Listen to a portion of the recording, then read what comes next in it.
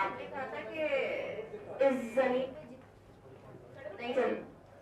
پہ جتنے بھی جانور ہیں وہ سب مسلمانوں کے لیے حلال ہیں، تو ایسے بھی جانور جو ہمارے لیے نہیں ہیں حلال؟ نہیں، میں نے یہ نہیں کہا کہ حلال ہیں، میں نے کہا انسان کی خدمت پہ معمور ہیں، انسان ان کو کسی بھی جائز مقصد میں استعمال کر سکتا ہے۔ اب آپ دیکھیں نا، شیر پہ ٹکٹ لگا دیا نا ہم نے، جنگل کے جانور، یہ شیر کی کتنی بڑی توہین ہے، لیکن اجازت ہے بھائی، ہم جنگلوں میں جاتے ہیں، جانوروں کو دیکھ کے انجوائے کرتے ہیں، یہ بھی ہماری خدمت ہی ہے نا۔ تو کھانا مراد نہیں ہے، کچھ کھانے کے لیے، کچھ ویسے ہی دیکھنے کے لیے۔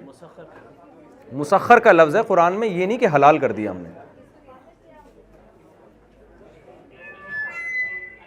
جی، اپنے غصے پہ کیسے قابو پا سکتے ہیں؟ غصے پہ ایسے قابو پائیں کہ جب غصہ آئے نا تو اس جگہ سے نکل جائیں جہاں غصہ آ رہا ہے۔ غصہ اتنی دیر رہتا نہیں ہے، کیونکہ اگر مسلسل 12-13 گھنٹے غصہ رہتا آدمی ویسے ہی مر جائے وہ۔ تو غصے کا ایک دورہ ہوتا ہے، تو اس دورے میں انسان تھوڑا سا زبان پہ قابو کر کے اس جگہ سے ہٹ جائے، گھوم کے آئے۔ میں جب میاں بیوی کی لڑائیاں ہوتی ہوں تو ان کو کہتا ہوں کہ جیسے ہی لڑائی شروع ہو، شوہر کو چاہیے گٹکا کھانے چلا جائے باہر وہ یہاں گٹکا حلال ہے ایسے موقع پہ، تو بڑی مصیبت سے بچنے کے لیے نا، تو گھوم جائے باہر۔ جب غصہ ٹھنڈا ہو جائے تو آپ دیکھیں آدھے سے زیادہ مسائل حل ہو جائیں گے۔ لڑکیاں کیا کریں گی؟ وہ میاں کو بولیں دفع ہو یہاں سے، ابھی فی الحال باہر اس کو باہر بھیج دیں۔ جی،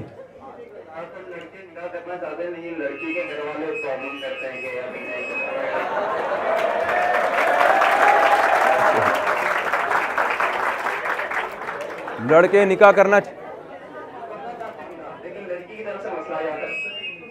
دیکھیں کہاں ہے، لڑکے نکاح کرنا چاہ رہے ہیں، لڑکی کے والدین نہیں مان رہے ہوتے، یہ والدین کا بڑا فالٹ ہے۔ نبی صلی اللہ علیہ وسلم نے ایک صحابیہ کا نکاح تھا کسی صحابی سے جو بڑے مالدار تھے، تو اس لڑکی کے ولی نے ان مالدار صحابی سے اس کا نکاح کیا۔ وہ لڑکی جو تھی یتیم تھی، والد موجود نہیں تھے، وہ چاہتی تھی کسی غریب صحابی سے نکاح کرنا۔ یہ غریب جتنے بیٹھے ہوں گے خوش ہو جائیں گے سن کے۔ تو آپ صلی اللہ علیہ وسلم نے فرمایا لن ترى للمتحابین مثل النکاح، صحیح حدیث ہے، فرمایا دو محبت کرنے والوں میں نکاح سے بہتر کوئی چیز نہیں۔ تو آپ نے اس لڑکی کا وہاں نکاح کرایا جہاں وہ چاہ رہی تھی۔ تو ماں باپ اسلام کو فالو نہیں کر رہے نا، مسئلہ ساری ہمیں تو یہ نہیں پتہ چل رہا انگریز ہیں یا مسلمان ہیں۔ آدھے لبرل پنے پر آتے ہیں تو اتنے زیادہ ہو جاتے ہیں، اور اسلام پر آتے ہیں تو اتنی جو غیر ضروری غیرت دکھانا شروع کر دیتے ہیں۔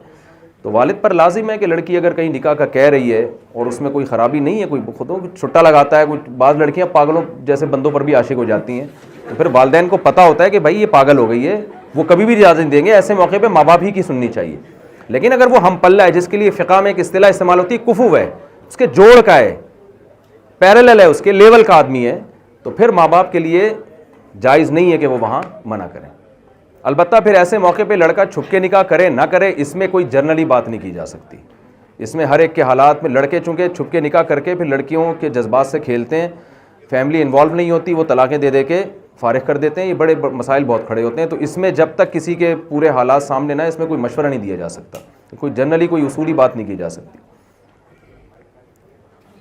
وعلیکم السلام۔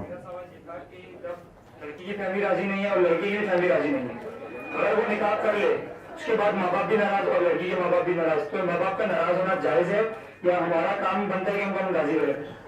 اگر والدین ضد اور ہر دھرمی کی وجہ سے منع کر رہے تھے، جیسے وہ کہہ رہے ہیں ہم نے اپنی قوم میں ہی کرنی ہے، بعض دفعہ یہ کر رہے ہوتے ہیں، خام خواہ کی بھی کیوں، کیا باقی لوگ انسان نہیں ہوتے کیا؟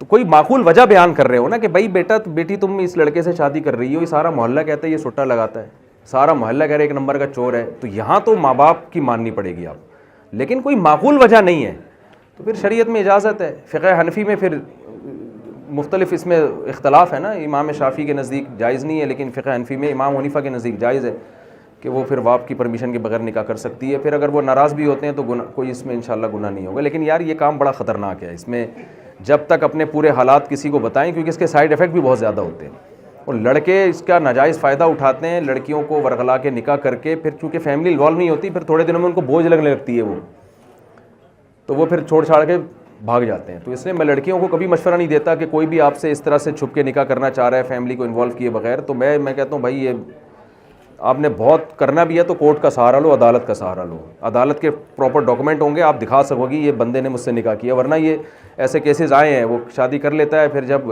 جو ہے دل بھر گیا اس سے, بوجھنے لگتی ہے, پھر کہتا ہے یار چھوڑو کہیں اور ٹرائی مارو. تو جائز ہونا الگ چیز ہے, معاشرے میں ایک ایسی چیز کو پروموٹ کا مشورہ دینا ایک الگ چیز ہے. اس میں جب تک حالات کسی کے سامنے نہ آئے مشورہ میں نہیں دیتا.